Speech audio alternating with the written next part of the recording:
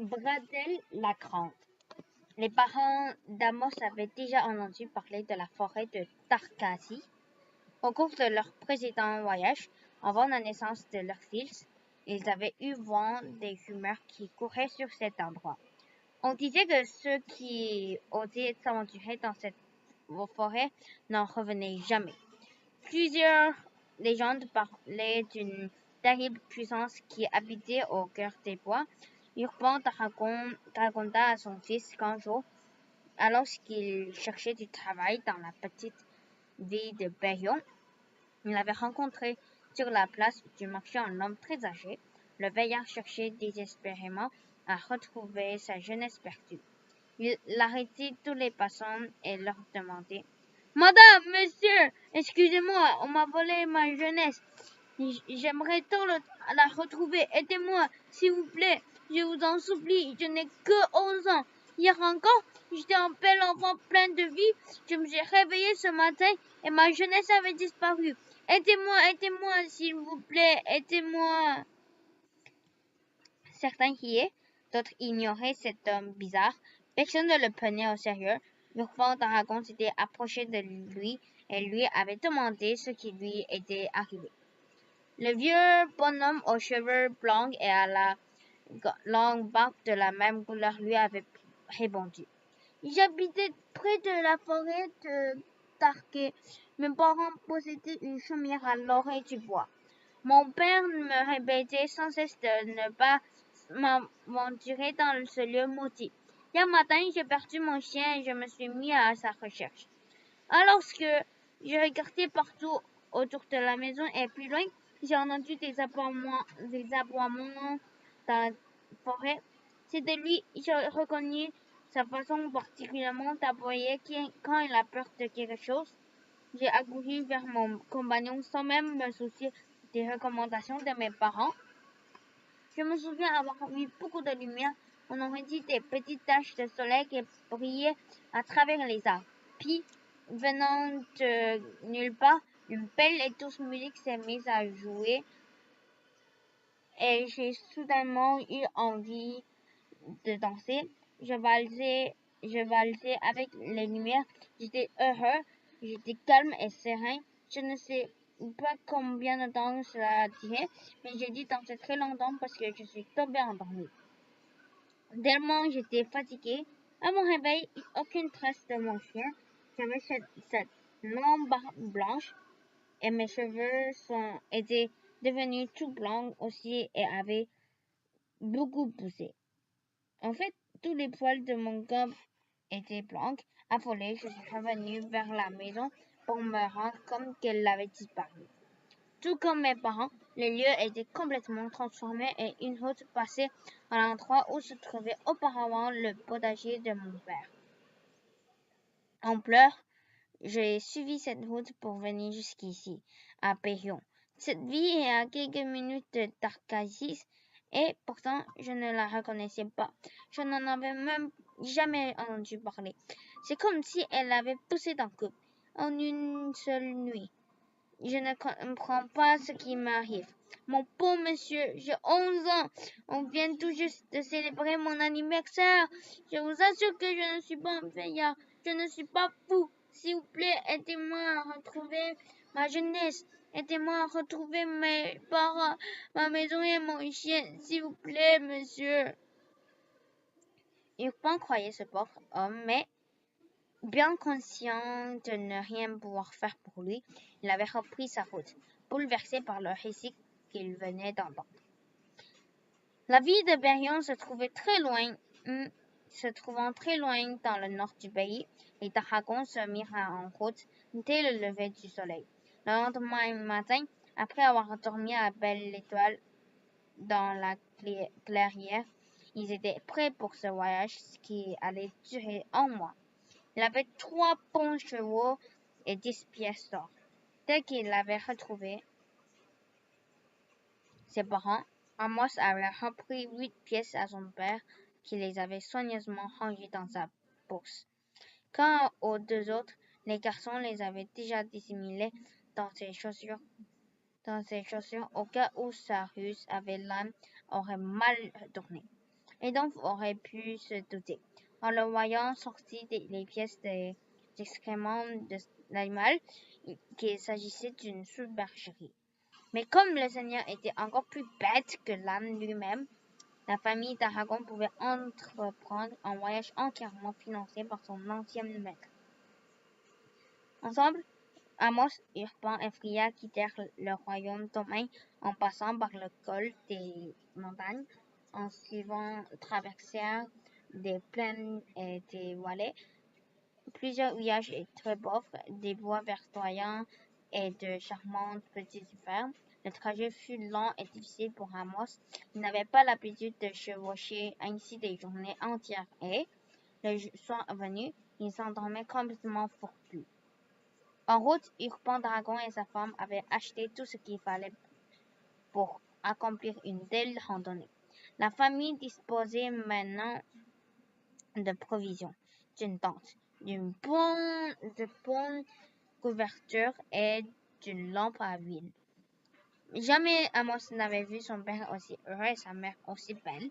De jour en jour, le couple d'Aragon renaissait. C'était comme si, après être resté trop longtemps endormi pendant une très longue et très sombre nuit, les parents d'Amos recouvraient les yeux et s'éveillèrent à la vie. Freya tressait souvent les cheveux de son fils en une longue natte. Ses mains étaient douces et ses soins attentionnés. Urban riait beaucoup. Ses rires profonds pénétraient l'âme d'Amos qui, pour la première fois et malgré la fatigue, ressentait un bonheur qu'il n'avait jamais connu auparavant. Amos jouait avec son père, se lavait dans l'eau claire des petites rivières et mangeait toujours une excellente nourriture préparée par sa mère. Il avait même reçu une armure de cuir noir confectionnée par elle.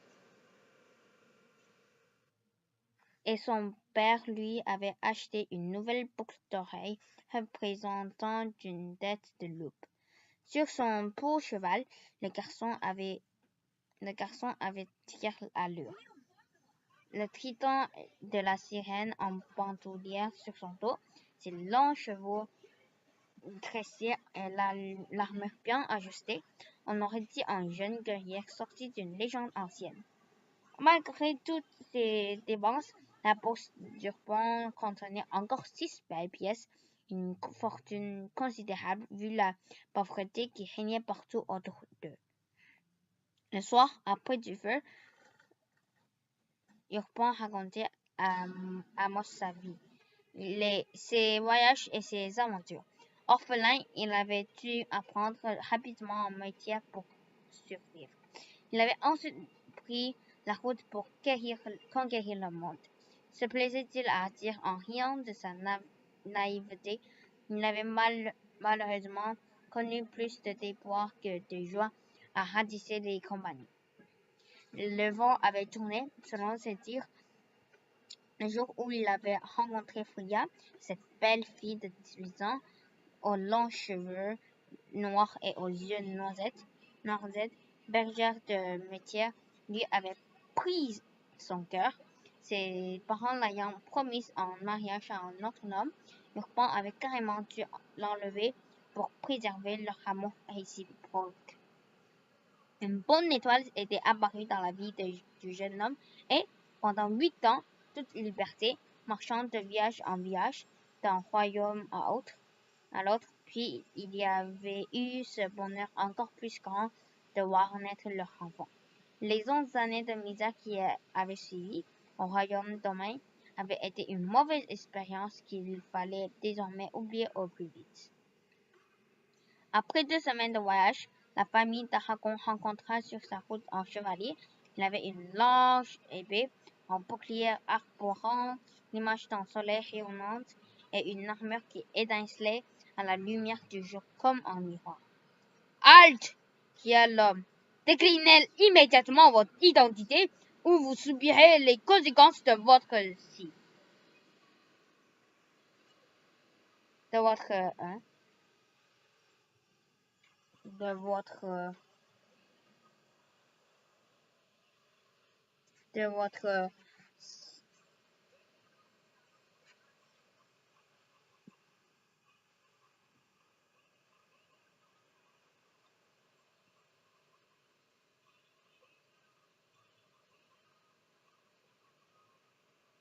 Il en est supprimer les conséquences de votre silence. Très cordialement, Yurpan Dragon se présenta et expliqua qu'il se rendait avec sa famille à Paris, dans le nord du pays. Lui et sa femme étaient des artisans voyageurs, ajouta-t-il. Il avait décidé de reprendre la route après avoir vécu pendant de nombreuses années dans le royaume Thomae, où leur excellent travail avait été maintes fois récompensé par le Seigneur. Cette précision satisfaite le chevalier qui accusa en hochant la tête, car il était plutôt rare de voir des artisans possédant de si beaux chevaux. Bien entendu, Urbain s'abstint d'avouer les véritables raisons qui le conduisaient, avec sa femme et son fils, à Berlin. Est-il vrai que le seigneur Thomas est aussi stupide que les mules? Demanda le chevalier en riant. Ou insulter les mules en les comparant au seigneur Edon? Répondit Amos. Ces animaux ont au moins l'avantage d'être voyants au travail. Un seul et unique chevalier de votre stature aurait tout faire s'empêcher de toutes les détournements. Tellement armée et à l'image du seigneur Edon, c'est-à-dire veule et paresseuse. Votre fils a la langue bien entendue, mais il sait reconnaître la puissance de l'épée lorsqu'il la croise sur son chemin. Fit le chevalier, visiblement très flatté du compliment. Mes frères et moi sommes à la recherche des sorcières qui se terrent dans cette forêt. Au bord de la route, nous savons qui ils sont et ils n'ont certainement pas votre allure ni votre élégance. Allez, poursuivez votre route, voyageurs, et sachez que vous entrez dans le royaume des chevaliers de la lumière, notre capitale, Bratel-la-Grande, et à quelques lieues d'ici seulement, aux portes de la ville. Dites à la sentinelle que Barthélemy, c'est mon nom, vous a autorisé l'accès à Bratel-la-Grande. Ne tardez pas à entrer dans la capitale. Quand la nuit tombe, il se passe des choses étranges à l'extérieur de nos murs. Que la lumière vous voit. Adieu, brave gens. La famille d'Aragon salua poliment le chevalier et poursuivit son chemin en direction de la ville. Avant d'arriver à la capitale, Amos et ses parents traversèrent deux petits villages qui se touchaient presque. En silence lourd et menaçant flânait sur les lieux, dans les rues, autour des maisons, partout, on ne voyait que des statues de pierre, des hommes, des femmes et des enfants, le visage crispé par la peur, était pétrifié. Amos descendit de son cheval et toucha le visage d'un homme. Il était liséreux, froid et sans vie. Manifestement, c'était le forgeron des lieux. Le bras levé, un marteau à la main, il semblait vouloir frapper quelque chose devant lui. Sa barbe, ses cheveux et ses vêtements étaient de pierre. Plusieurs autres personnes paraissaient avoir été saisies dans leur fuite et gisaient, figées sur le sol, dans une position d'attaque. Les chiens restaient désormais immobiles. Quelque chose ou quelqu'un s'était introduit dans ces villages et avait ensorcelé leur population entière. Dans l'expression de toutes ces statues humaines, une émotion dominait largement, la terreur. Sur le visage des habitants, petits ou grands, on ne décelait que frayeur et affolement. Le froid et la panique s'étaient emparés de tout sans exception. Cochons, poules, mulettes et chats. Tous les animaux avaient été aussi changés en pierre. Soudain, un gros matou gris, visiblement très vieux, sortit de derrière une pile de bigots de poids et s'avança lentement vers les voyageurs. Le museau relevé, la tête semblait renifler l'odeur des nouveaux arrivants. Amos s'approcha de lui, il le prit dans ses bras et s'aperçut aussitôt que l'animal était aveugle. Une explication s'imposait alors d'elle-même. Ce chat était l'unique être vivant du village à avoir survécu à la malédiction il était aveugle. C'est donc en regardant l'ennui que les gens et les autres animaux s'étaient là cultifiés. En fait, en y attendant de plus près, il était évident qu'il n'y avait pas un adversaire, mais plusieurs. Le sol était sillonné d'innombrables vis des hanches. Des empreintes de pieds triangulaires se terminant par 3 longs orteils étaient clairement visibles un peu partout autour d'eux.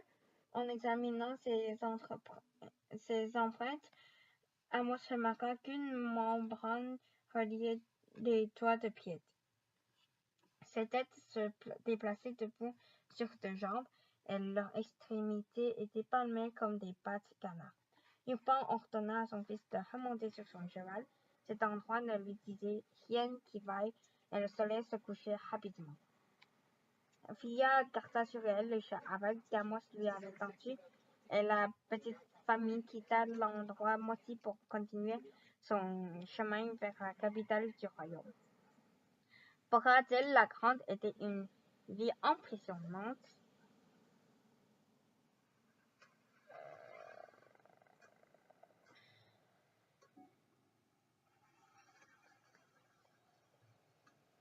Construite au centre d'une plaine cultivée, elle était entourée de hautes et larges murailles en pierre grise qui en faisaient un lieu imprenable pour n'importe quel armée. Une immense forêt excédentaire entoure les terres agricoles.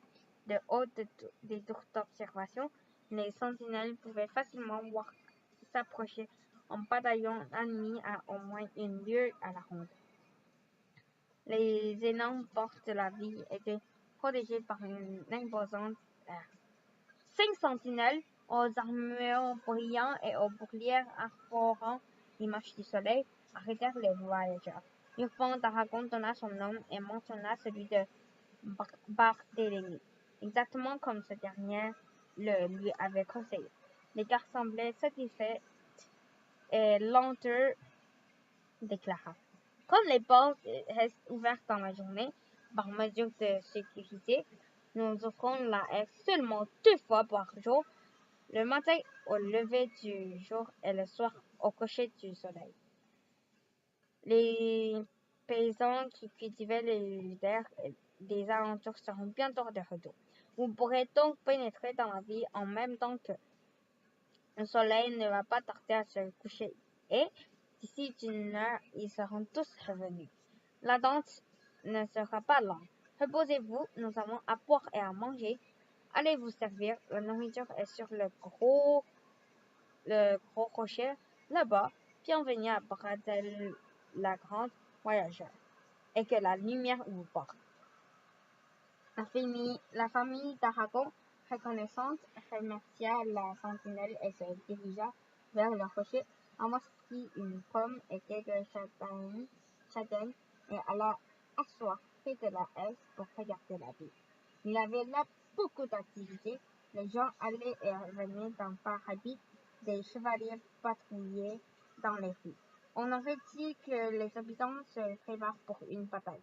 Sur la place publique, non loin des portes que les dragons allaient bientôt franchir, le centre de ceux qui avaient été en grand feu boucanait faiblement. Amos demanda à l'une des sentinelles pourquoi on avait allumé un si grand feu en plein jour. Le quart de souris est ici. Nous avons brûlé une sorcière ce matin.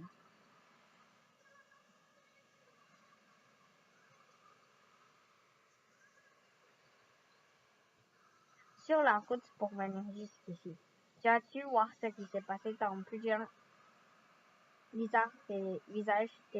villages des alentours, n'est-ce pas? Bien, John le purificateur, notre Seigneur, pense qu'il s'agit d'un maléfice de sorcière. Nos hommes fouillent la forêt de fond en comble pour débusquer le coupable. Tous ceux et celles qui exercent la magie d'une quelconque façon se se retrouvent sur leur bûcher et sont brûlés vifs. Depuis une semaine, nous avons déjà fait plier 7 personnes, dont un couple d'hommes animaux. Amos demanda ce qui était un nom animal.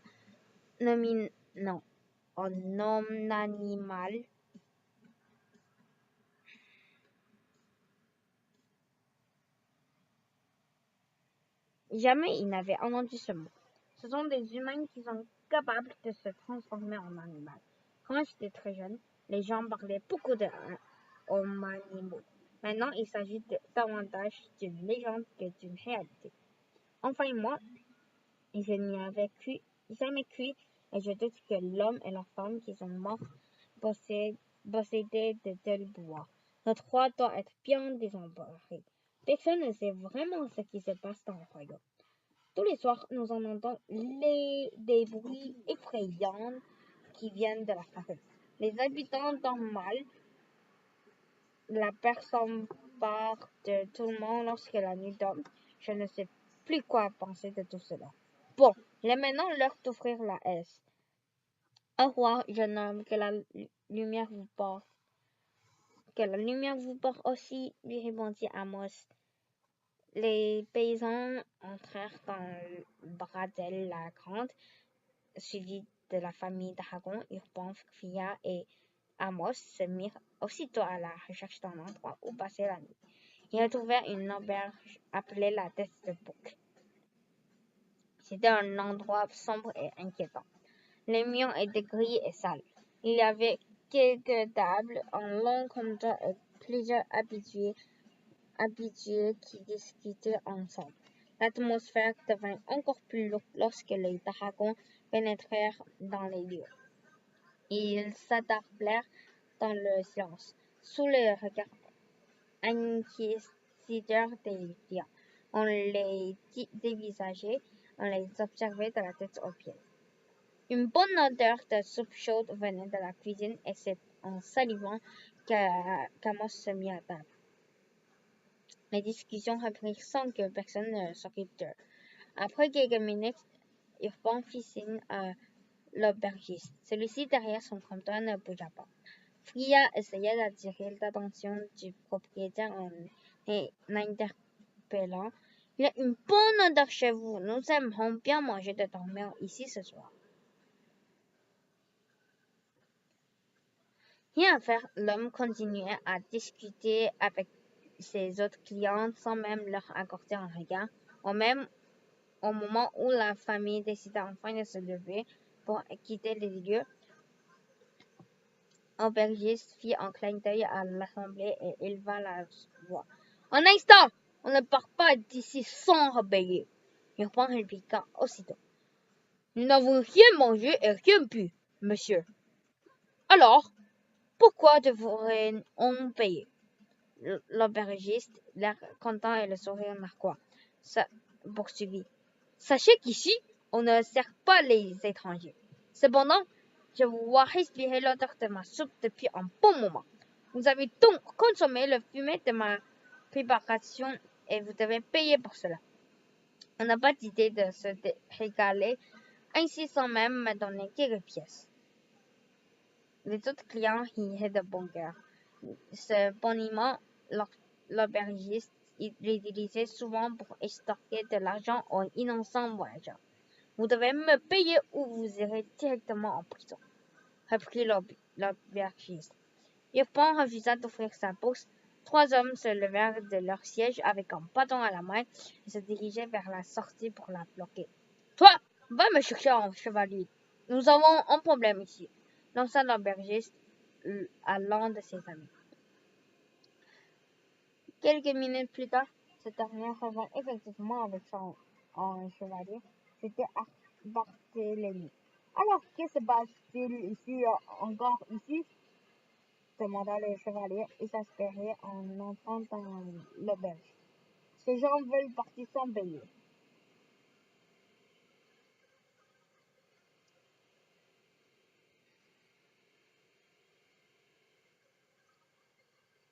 Ils ont respiré l'odeur de ma soupe et ces voleurs ne montrent rien en compensation. Je suis ici dans mon auberge, j'ai le droit de vendre ce qui me plaît, même une odeur, n'est-ce pas, noble chevalier? Barthélemy avait tout de suite reconnu la famille de d'Aragon. Embêté, il leur dit: Vous êtes bien mal tombés, mes amis. Cette auberge est sûrement la pire de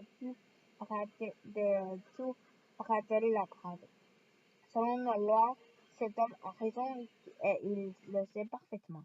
Il a le droit de vendre ce qui lui plaît, même l'odeur d'une soupe s'il le désire.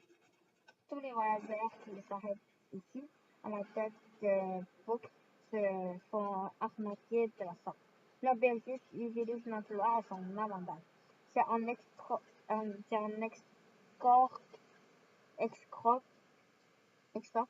et je ne peux rien y faire. Je dois m'assurer que cet homme s'appelle et bien payé pour l'odeur de ma cuisine que vous avez respirée. Il faut aussi savoir qu'en cas de litige dans la capitale, ce sont les chevaliers qui se sont juges et tranchent ce genre de questions. Laissez-lui quelque chose et partez. Je ne puis rien pour vous. Très bien, soupira Amos. Nous payerons à l'aubergiste comme il se doit. En rire général se fit entendre dans l'auberge. La ruse fonctionnait toujours à merveille, et c'est en jubilant que tous les clients assistaient à la scène. S'agissant de la bourse de son père, Amos poursuivit: Dans cette bourse, nous avons exactement 6 pièces d'or, et suffisamment payé pour l'odeur d'une soupe que nous n'avons même pas goûté. L'aubergiste, ravi, se frotta les mains. Mais oui, bien sûr, jeune homme, ce sera parfait. Amos approcha la bourse de l'oreille du gredin et fit peser les pièces. Comme nous avons respiré l'odeur d'une soupe que nous n'avons même pas mangée, dit-il, eh bien, voilà payé avec le son des pièces que vous n'empocherez jamais. Barthélemy éclata par rire bizarre. Et je crois bien que ce garçon vient. Devant mes yeux, s'acquitter de sa dette et celle de ses parents. L'aubergiste demeura bouche bée. Il était incapable de protester, humilié de s'être fait avoir par un enfant, sans rien à corser croyait qu'Amos et ses parents, accompagnés de Barthélemy, sortirent de l'auberge pendant que, à l'intérieur, un profond silence avait remplacé les